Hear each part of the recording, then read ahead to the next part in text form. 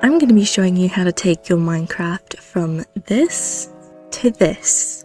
I'm using the complementary reimagined shader. Some people like to install their shaders directly into their Minecraft folder, but I prefer to keep my mod packs separate just because it's a bit easier rather than working around dragging files in and out. That's too complicated for me. So I use CurseForge. Let's create a new profile. You can call it literally anything you want, and I use the fabric mod loader. Once it's loaded up, we're going to add content and we're going to search for Iris and install the Iris shaders. Now you can go back, go to this button here, shaders, and you can choose any of your shaders that you like. This one here at the top is the one that I'm going to be using today. Just click on install like this. We're all good to go, and you can click on play. It'll launch Minecraft and everything's done for you. Once you've opened up your game, press escape, go to options, video settings, and shader packs. Here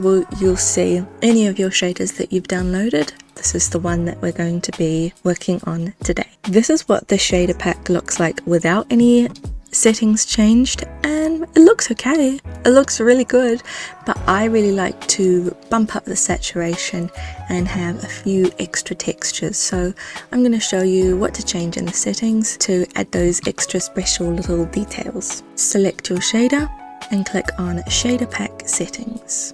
Performance settings I just leave as normal, so we're going to go into camera settings first.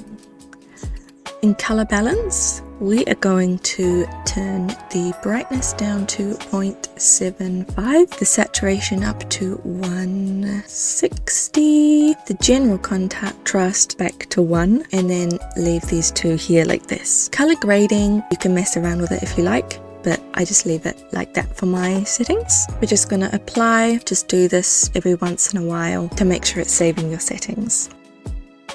Now we're going to go into world blur settings and turn world blur on to depth of field. FOV scaled blur on, depth of field blur, I can't see what I'm doing, to 24. Leave this one automatic and just leave all these settings here. Apply.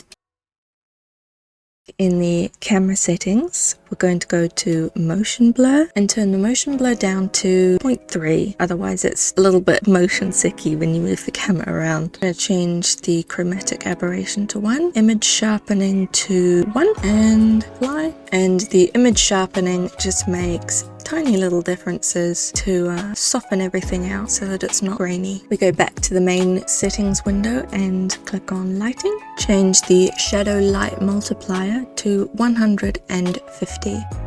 This just makes a subtle change to make sure the dark areas aren't too black.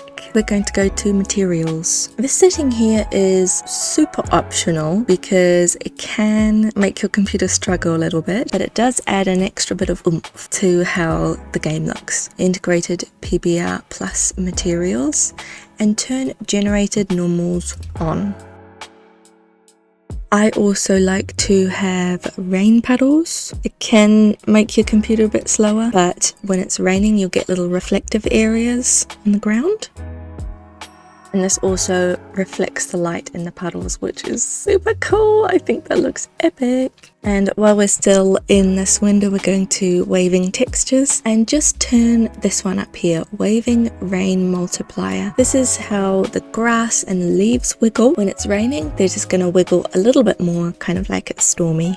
For water, you have some settings up here. You can change them depending on what you like. So this looks at more traditional Minecraft. You've got the water reflections there. And if you set it to unbound, the water is going to be smooth and you'll have a lot more light rays in, which looks really pretty, but for me it's a bit too realistic compared to the pixely style everywhere else. So I like it to be on reimagined with waves. The wave setting just means it's going to move up and down the blocks and kind of just be a bit more wiggly and pretty. So yep, that's it for this video. These are my shader settings that I use to make Minecraft a bit more colourful and something that I really enjoy looking at while I'm doing my builds.